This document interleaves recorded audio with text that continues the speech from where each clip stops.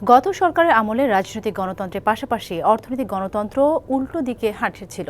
রাজধানীতে এক সংলাপে এমন মন্তব্য করে বক্তারা বলেন, টেকসই ও জনকল্যাণমুখী রাষ্ট্র গঠনের দরকার শক্তিশালী অর্থনৈতিক শাসন ব্যবস্থা ও দুর্নীতিমুক্ত প্রাতিষ্ঠানিক কাঠামো। অর্থনৈতিক খাতে ডিজিটালাইজেশনেও জোর দেন তারা। বৃহস্পতিবার রাজধানীর সিডাপ মিলনায়তনে এক নীতি সংলাপের আয়োজন করে centre for governance studies CGS.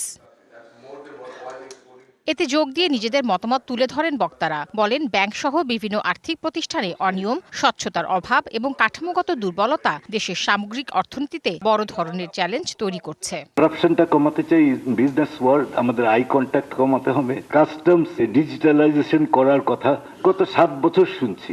এটা কেন সরকারকে আমরা প্রেসার দিয়ে প্রাইভেট সেক্টরকে আস্তে আস্তে করাতে পারবো না? অনেকে বলেছেন সংস্কার আসলে কিছুই হয়নি, শুধু সময় ক্ষেপণ হয়েছে।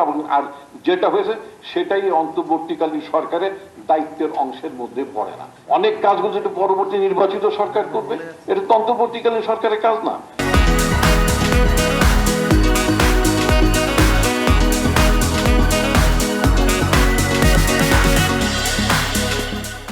বার্ষিক উন্নয়ন কর্মসূচির ক্ষেত্রে আমাদের মনিটরিং এন্ড ইমপ্লিমেন্টেশন এই মেকানিজমটা অনেক স্ট্রং হওয়া দরকার। পুরো বিষয়টা একটা জবাবদিহিতার মধ্যে আনতে হবে। অনুষ্ঠানে অর্থনীতিবিদ ডক্টর হোসেন জিল্লুর রহমান বলেন, অপ্রয়োজনীয় পরিচালন ব্যয়ের বিষয়ে জবাবদিহিতা বাড়াতে হবে। অন্তর্বর্তীকালীন সময়েরও আমাদেরকে একটা মূল্যায়ন যদি করতে হয়, আমলাতন্ত্রকে বরঞ্চ ডে 1 থেকে আমি দেখেছি, আমি আরো অনেক এতে বলেছি, আনফরচুনেটলি ডে 1 থেকে আমলাতন্ত্রকে আরো এক্সেসিভলি ক্ষমতায়িত করা হয়েছে।